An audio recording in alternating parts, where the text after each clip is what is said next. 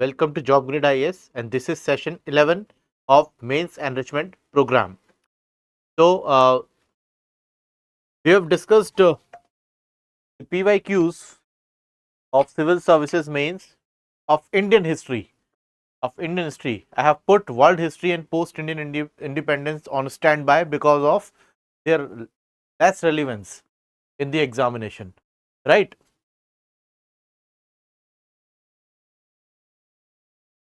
So, we have discussed a lot of aspects of mains examination. We have discussed the PYQs from CSE mains from CSE mains 2024 to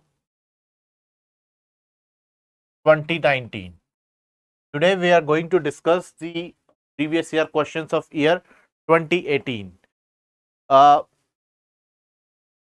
In 2024 or 2023, questions were focused on Indian art and culture.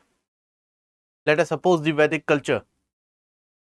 But whenever you see the questions of 2018, from 2014 to 2018, question will be focused in a different direction. But yes, there were certain themes that were repetitive, and we are going to discuss a very different theme today: the contribution of foreign travelers in restructuring of Indian history.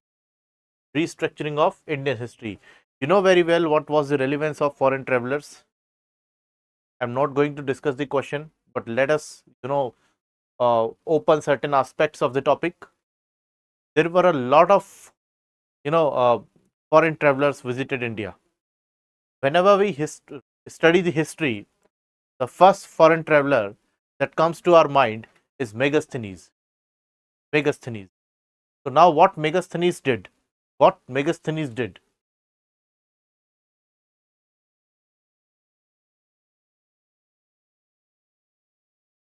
Megasthenes. He was the author of book which was known as Indica. Indica, and he visited during the reign of Chandragupta Maurya. Chandragupta Maurya. Now, the original copies of Indica is not yet available, but there are certain texts, there are certain things which are still available. The question related to Indica was asked in UPSC Civil Services Prelims 2019. Now, what he did in India? He came as an ambassador.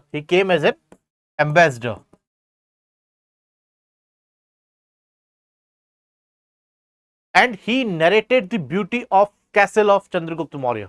It was a wooden castle, which was later ruled by Ashoka, whose relics you can see in Kumrahar in the state of Bihar. So he narrated the beauty, he narrated the kind of society, he narrated the strength of the Chandragupta Maurya's army, he narrated the various kind of battles that he fought. So what is this happening? A foreign traveler who is not born and brought up in India is narrating the Indian society, is narrating the Indian culture. So this is a kind of, unbiased thing that are happening. Let us suppose you are a courtier of Chandragupta Maurya's castle. How will you write his story? You will write a biased story in his favor. But these foreign travelers narrated the story of Indian kings, of Indian culture, and various aspects of Indian society in an unbiased manner, which restructured the Indian history. There is a chapter in the old NCERT, the contribution of foreigners, in restructuring of Indian history. So indirectly, this question was that I'm going to take later. This question was asked completely from the old NCERT, which was written by Ram Sharan Sharma.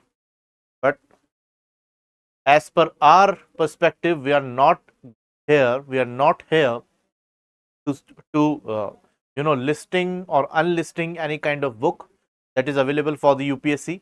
We are here to discuss question. We are here to brainstorm over a topic. So let us suppose you have you have enough points about Megasthenes. Now he was a Greek. Next is a Chinese traveler, Faihan. A Chinese traveler, Faihan. He visited during Gupta Empire, during the reign of Gupta Empire. During Gupta Empire.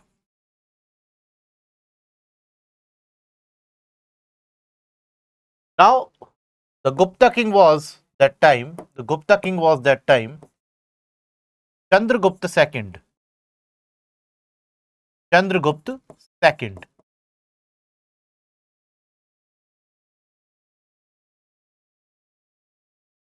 Chandragupta II. And he was popularly known as Vikramaditya. Vikramaditya. Right? So he visited, he was a Chinese traveler. He was a Chinese traveler.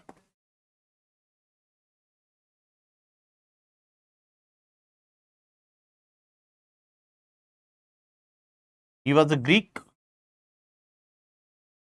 He was a Greek, and this Faihan was a Chinese traveler. He visited during the reign of Chandragupta II, which is popularly known as Vikramaditya, So what he did that time? This man, Faihan, he was a very, legalist mindset. He had a legalist mindset, and he promoted the thought of legalist in India. He promoted the thought of legalist in India.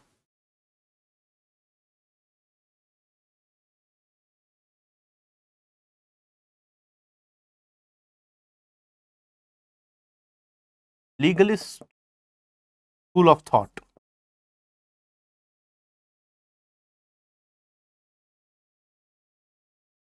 What is legalist school of thought? This philosophy, developed in China during Qing dynasty, and this was a very aggressive policy by the Chinese empire at that time. As per this policy, the humans are, selfish people.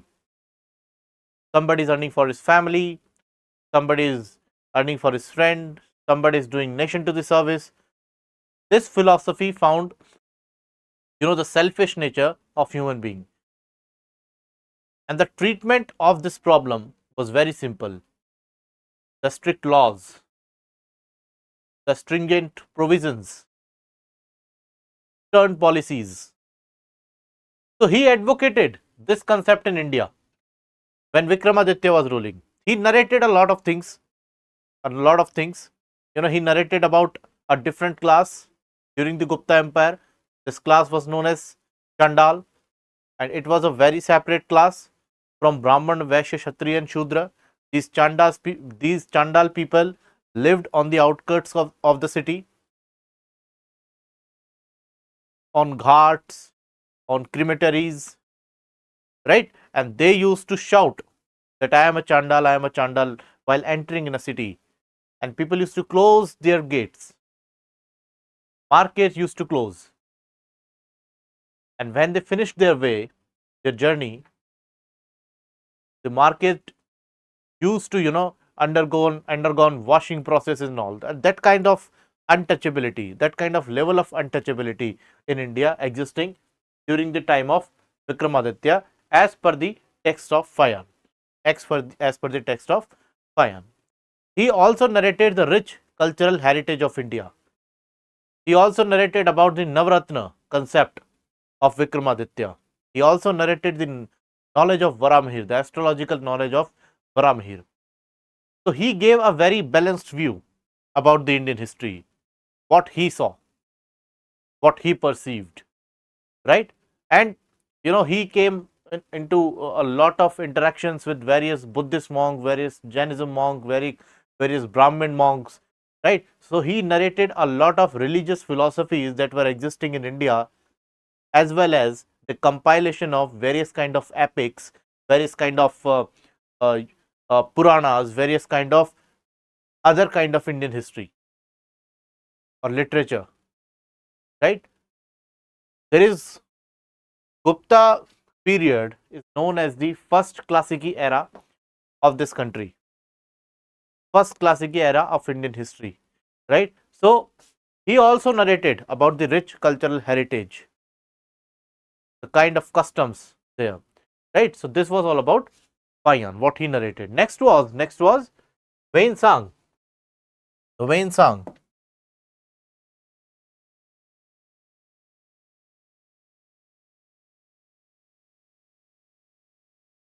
Wayne Sang. He visited during the reign of Harshvardhan.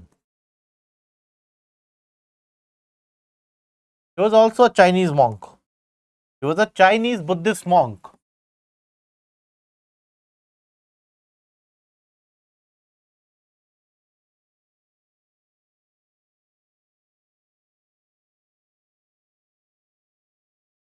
He was a Chinese Buddhist monk, right?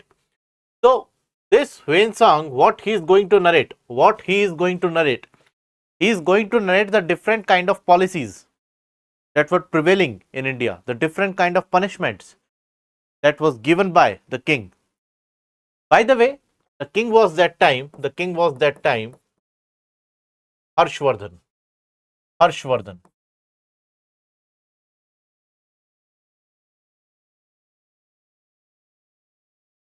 And Harshvardhan emerged as the most emerged as the strongest king of India after the fall of Guptas. He controlled almost all areas that was existing in northern India and central India. He tried to cross river Narmada, but he was defeated by Chalukya king Pulkeshin II. So now what Wensang is doing? Wensang wrote a book. He wrote a book, CUK. CUK. Now this CUK book explained his journey of 17 years. He stayed in India for 17 years and he traveled all the time. He visited Kashmir, he visited Jalandhar, he visited the hill states of Himachal, he visited Sarnath, he visited Bodh Gaya, as well as he visited Patliputra, he visited Kannauj. And he was patronized by King Harshvardhan because he was a Buddhist monk and he influenced Buddhism on Harshvardhan, right? So he had a lot of contributions. Even he studied in the Nalanda University. He studied in the Nalanda University, as well as he studied Sanskrit. He came as a Buddhist monk, but when he left India, he was a great Sanskrit scholar also. And when he left India with a lot of Sanskrit texts.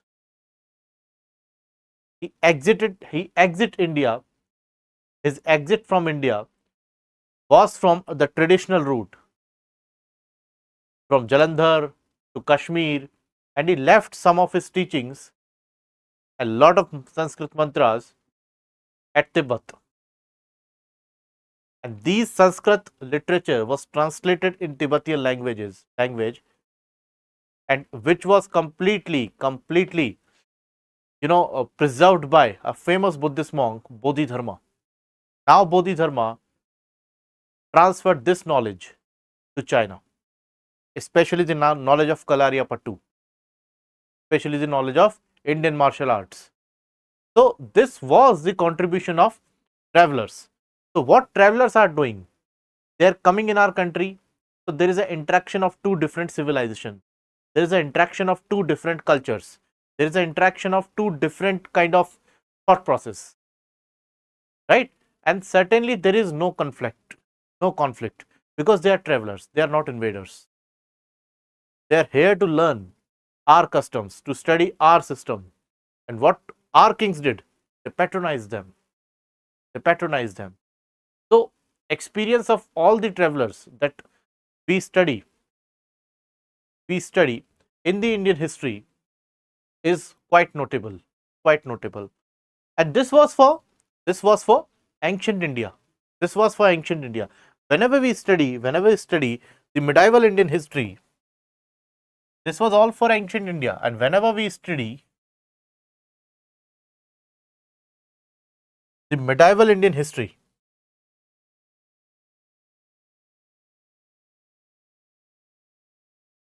the medieval Indian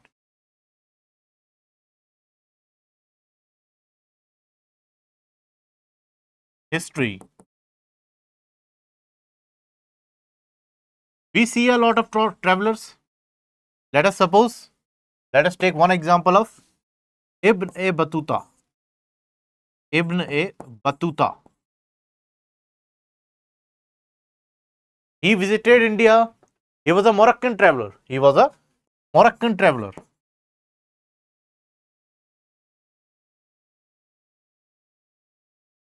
He was a Moroccan traveler. As well as he was appointed as a Qazi of Delhi, which means a chief civil judge. Chief civil judge. IAS sir Hindi medium में भी करवाइए.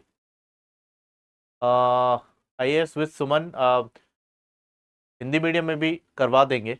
ठीक है, Hindi medium में भी मैं answer writing करवा दूंगा. बट फर्स्ट ऑफ ऑल मैं अभी इंग्लिश पे ही फोकस कर रहा हूँ. ठीक है, मैं आपके लिए एक और सेशन जो है वो हिंदी में लेकर आ जाऊँगा. ठीक है, क्वेश्चन भी हिंदी में होगा और उसका बेसिकली जो आंसर होगा वो भी हिंदी में आ जाएगा.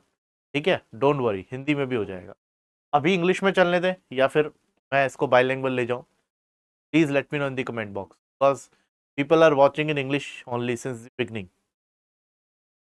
But as per the demand of you students, I'll take up the session in Hindi only. अभी तक जो मैं इंग्लिश में पढ़ा रहा हूँ, ओके, वेलकम. अभी तक जो मैं इंग्लिश में आपको बता रहा था, जो मैं आपको नरेट कर रहा था, are you getting my points? क्या आपको समझ आ रहा था?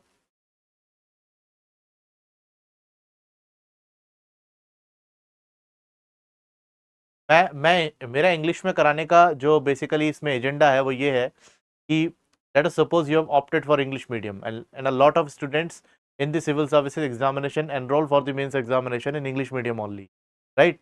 तो जब भी आप इंग्लिश मीडियम में एनरोल करते हो तो इट्स बेटर जब आप मेंस की एग्जामिनेशन बाइलिंगुअल आपको चाहिए. ठीक है, बाइलिंगुअल हो जाएगा, बाइलिंगुअल हो जाएगा. अभी से करें इसे बाइलिंगुअल. चलो अभी से कर लेंगे बाइलिंगुअल.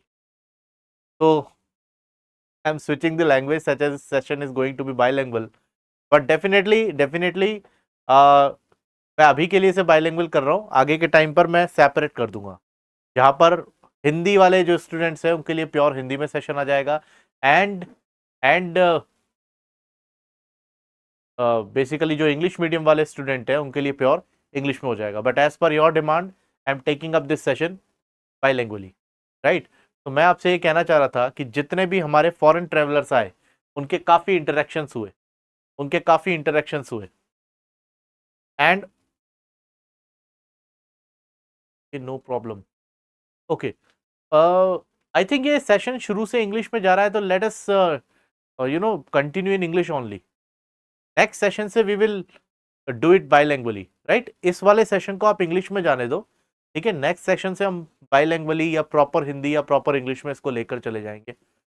इज इट क्लियर और नॉट? कि नेक्स्ट सेशन से हम लोग इसको बाइलिंगुअली लेके जाएं. अभी वाला इंग्लिश में जाने दो please.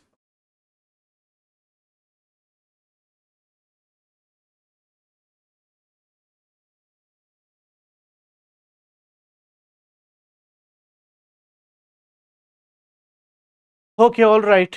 There was one, when you see the medieval Indian history, you will have one example of Ibn Battuta. So the Ibn Battuta was a Moroccan traveler and he visited India during the reign of Muhammad bin Tughlaq. King was Muhammad bin Tughlaq.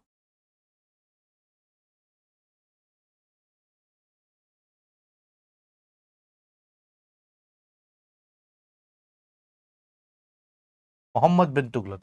Now Muhammad bin Tughlaq, he was fond of Hindu festivals. He Bharat Darshan with Deepak Tiwari. Sir, English only. Okay, Deepak, only English.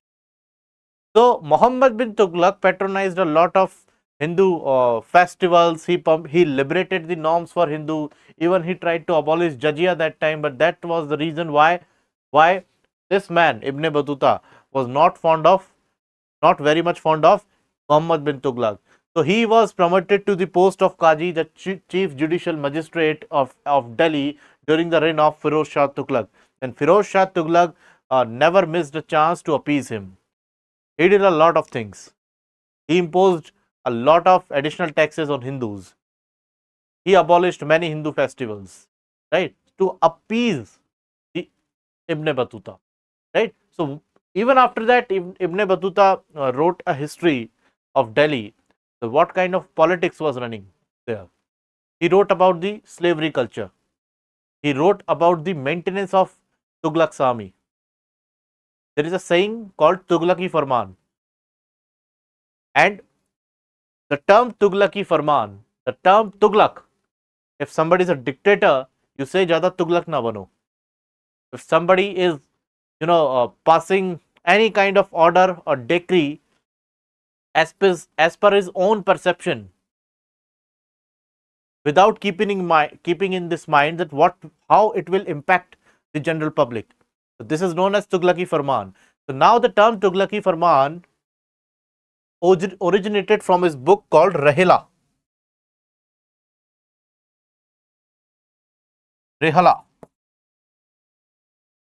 Right? The term Tughlaqi Farman originated from this book Rehala, which was written by Ibn Battuta. Right. Now he talks about a lot of slavery culture, the maintenance of the armed forces. He also mentioned that Alauddin Khilji was the first Sultan who gave salary to his soldiers in cash. He did the cash payment. But what Tughlaq did? He said, if one man is in the army and if he dies, his son can take up that position. If this person has no son, then his son-in-law can be deputed on that position. Right? So there was a lot of malfunctions were running on in the reign of Firoz Shah Tughlaq. And he did a lot of criticism. Right? So I think this was the enough brainstorming. Let us come on the topic. Let us discuss all the aspects of the question, the introduction, the body, the conclusion, right? Let me show you the question. What they asked: assess the importance of accounts of Chinese and Arab travelers in the reconstruction of the history of India. What is the term? What is the key term here? Assess, which means whenever you are doing an assessment, you will have to give both positives and negatives. But it is always, not mandatory that you should give the negatives also. If there are no negatives, that you can't help. You will have to write the positives only, right? But in assessments, you will have to give a balanced view. Now, what is the question here? Assess the importance of accounts of the Chinese and Arab travelers in the reconstruction of Indian history. Let us suppose there is one courtier in Firoz Shah Tughlaq's empire, and he is writing his history. He will say, there is no one like my Sultan. My Sultan is the great. He is a great patron of art and culture. He is the bravest man on this planet. He is the shadow of God. Right? But the foreign travelers gave balanced views, because they had nothing to do with those kings. Yes, kings patronized them, but they gave a very, very balanced view, right? So, what will you write in introduction? Arab travelers and scholars visited India during ancient and medieval times. Arab travelers and Chinese travelers, okay, leaving behind valuable accounts that offer insights into Indian history, society, culture, as I explained you earlier. The accounts often complementary to Indian sources. what they are, how they are complementary to Indian sources. Whenever you study the history of Chandragupta Maurya, the basic source of Chandragupta Maurya's history is Arthashastra of Chanakya, and the complementary to it is Megasthenes Indica. Megasthenes Indica. And whenever you study the history of Vikramaditya, there are a lot of sources. Let us suppose the Matsya Puran, which mentions about the Satvahana dynasty, the Vayu Puran, which mentions about the Gupta dynasty. The complementary to them is C.U.K., which was written by, sorry, complementary to them was the text of Fayan, which was written by Fayan, who was the propounder of uh, legality of thought, school in India, right? So, these accounts, often complementary to Indian sources, provide information about political systems. I explained you economic conditions. Economic conditions, whenever you see the Megasthenes Indica, he says the economic condition of India during the reign of Chandragupta Maurya was very, very strong. Right? During Chandragupta Maurya's reign, there was no sign of theft. There is no sign of plundering. People were happy. They were running their lives. They were earning their livelihoods. Right. So these were the economic conditions.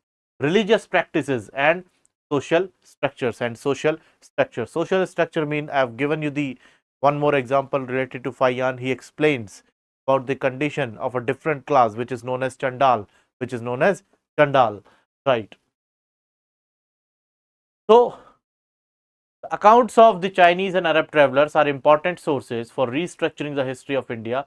Some of their contributions are: first, they provide information on the political, social, cultural, and religion and economic aspects of India that are not available in other sources. The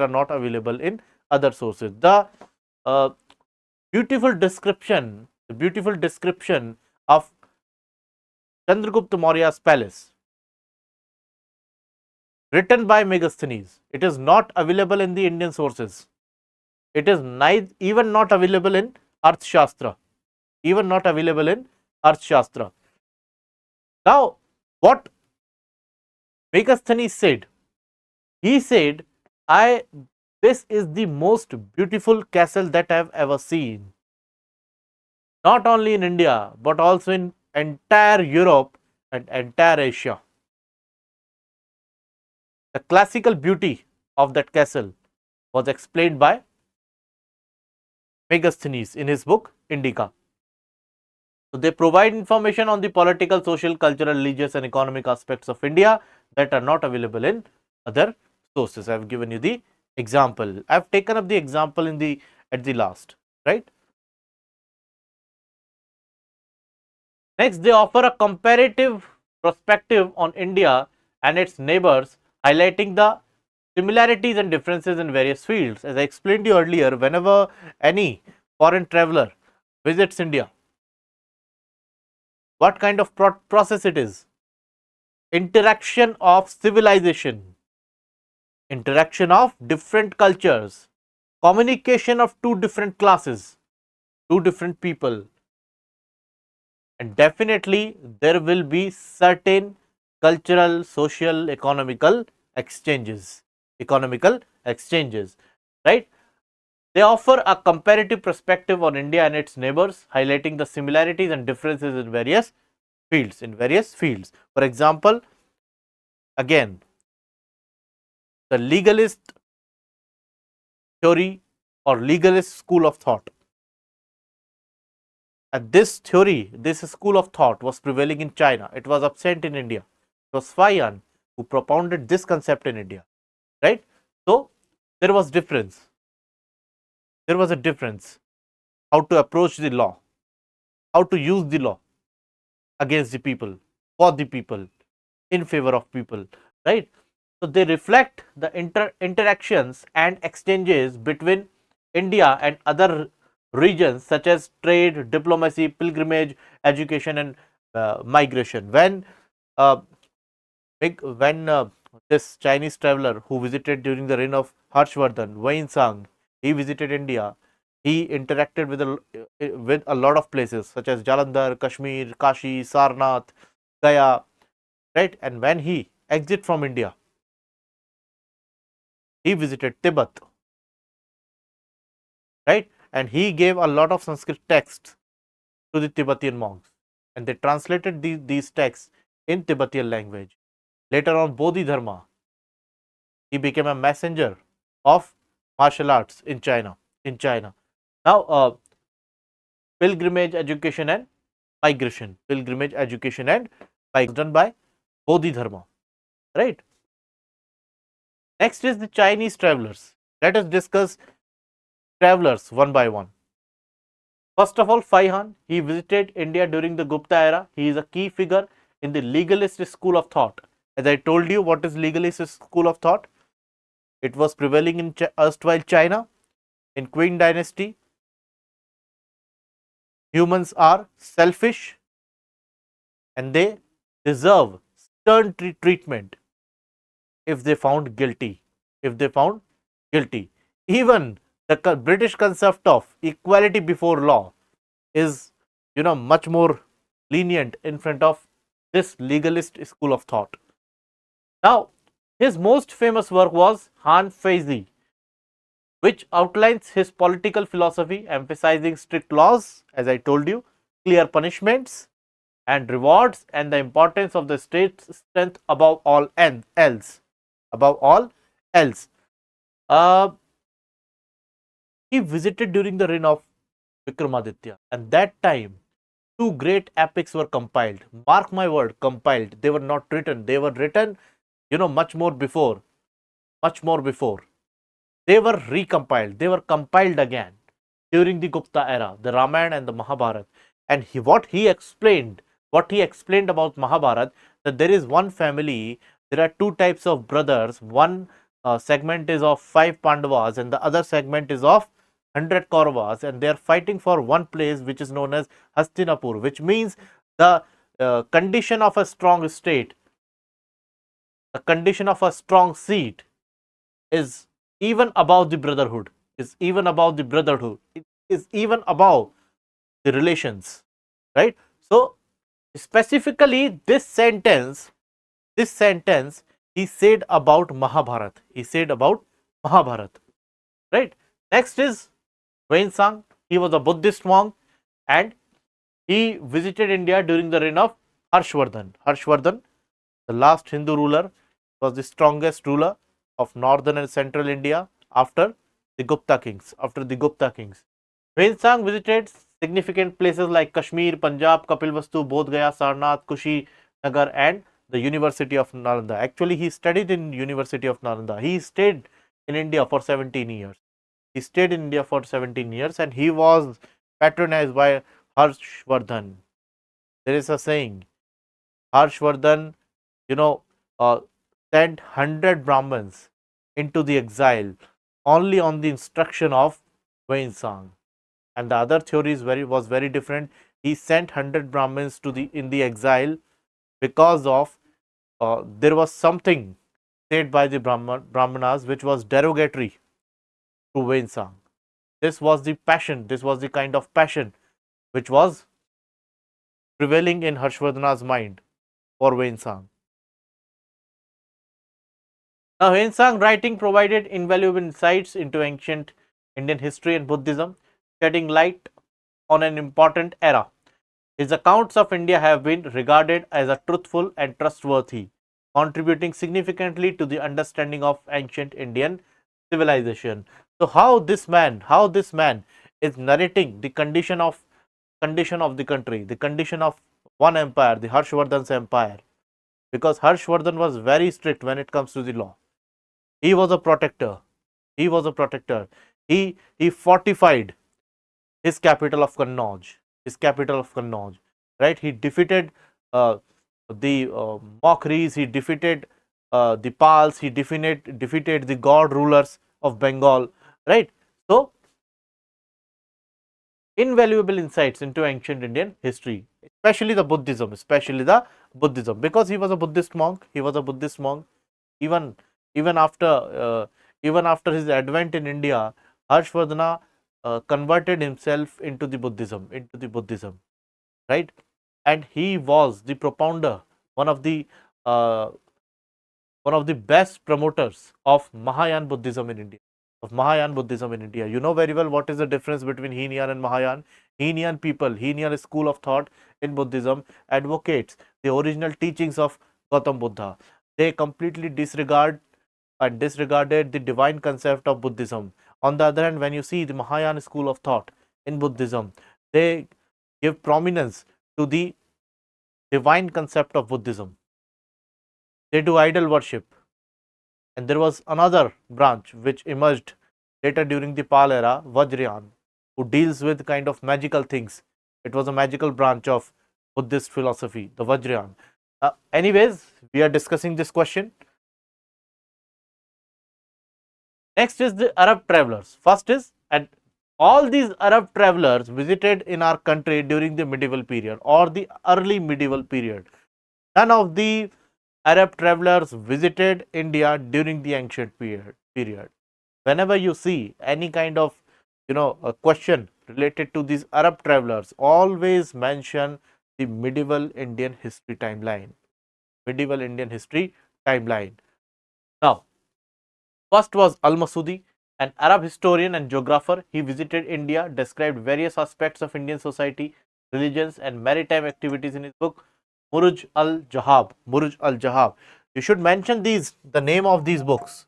The name of these books, because I have provided the name of these books because whenever you see this kind of question in your examination, you will have certain relevant examples. Let us suppose you are mentioning only the name of the traveler only. You are not mentioning their works which were notable. This means this is a signal to the examiner that your research on this particular topic is very, very limited and he will easily penalize you. He will easily penalize you. Now, Muruj al-Jahab is a book which explains about the erstwhile Indian society, about the erstwhile struggle by the tripartite powers, who struggled for Kannauj, finally the victory of Kannauj. He explains about the geography of India. He gave the concept of monsoon. Right, the monsoon winds. The name of monsoon winds, it was given by this Al-Masudi because he was a geographer also. Next is Al-Biruni.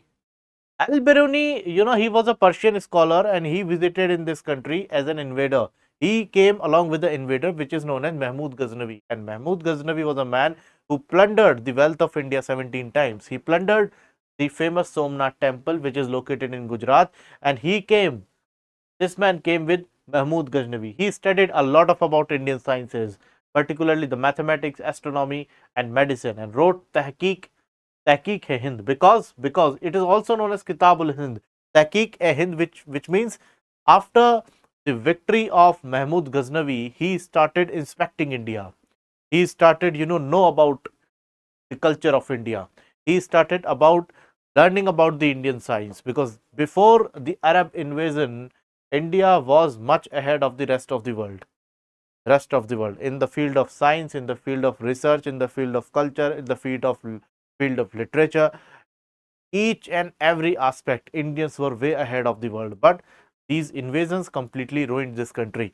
So now this man, Al-Biruni, is writing one book, Tahqiq-e-Hind, also known as the Kitab-ul-Hind, providing detailed information about Indian culture, society and religion.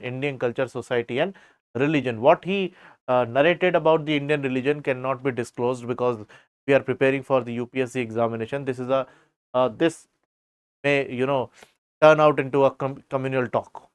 It is not the part of this session. Next is Suleiman.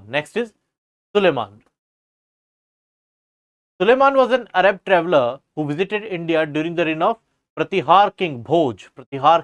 Suleiman, came to India when Pratihar was ruling. He was the Bhoj. He was the prominent leader, prominent king of Pratihar dynasty.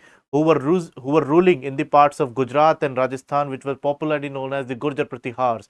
He narrated the power of King Mihir Bhoj. He was very powerful king. Even he defeated a lot of Arab invaders in India. He was a protector of northwest boundaries of India, and he also involved in the struggle for Kannauj, which is known as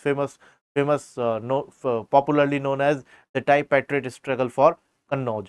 So there were three powers who struggled for Kannauj: Pal, Pratihar, and Rashtrakoot. And Pratihars, at the end of the day, emerged as victorious. Right? Abdul Razzaq, he was an Iranian traveler. He belonged to the always he was an Arabian traveler who visited Calicut, present day Kozhikode, and the Vijayanagar Empire. He wrote about the ports of Kerala and Vijayanagar kingdom. So you need to give these points. These points are enough. What he actually writing about the Vijayanagar Empire, obviously he is writing about the society, the economy, the kind of temples there, the kind of customs there, right? But that time, even Babur came from Faragna. He came from Kabul. Along with Babur, he was the Arabian traveler who said that he is the Krishnadev Rai, and the Vijayanagar Empire is the strongest empire when you compare them with its neighbors, Bidar, Bijapur, and Golconda, and the Bahmani kingdom. They were stronger than the Bahmani kingdom, right? Next is Ibn Battuta. I've give you the enough insights about Ibn Battuta. Let us read it again. A Moroccan traveler who visited India during the Delhi Sultanate. He narrated his experiences as a judge. He was a chief civil judge as a Qaji of Delhi. He was also a diplomat as well as he was a traveler. Of course, under Muhammad bin Tughlaq. He also described the political turmoil, cultural diversity, urban life, and religious practices of India. What he's trying to explain, he said that Muhammad bin Tughlaq is not a very good administrator.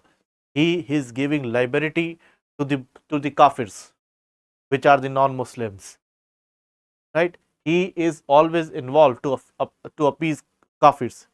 He is a weak administrator.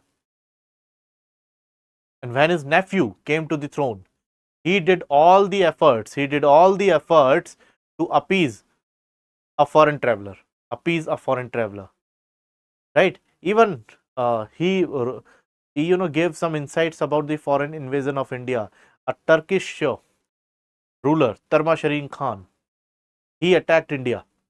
He invaded India, but Firoz Shah Tughlaq went to him with some cash and paid him a lot of money and all other resources.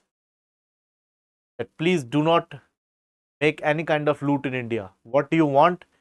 I am present here with the resources. So he did a lot of criticism of Firoz Shah Tughlaq, right? So whenever you study the medieval history, you will see what kind of man Firoz Shah Tughlaq was. Now, what you will write in conclusion? The accounts of Chinese and Arab travelers have played a crucial role in reconstruction of the history of India. As I have explained this point many times in this class only, they have not only enriched our understanding of various aspects of Indian society, but have also helped to establish a more accurate and nuanced historical narrative. So I have given one negative point, the political turmoil, which was explained by Ibn Battuta. You don't need to explain what kind of political turmoil was there.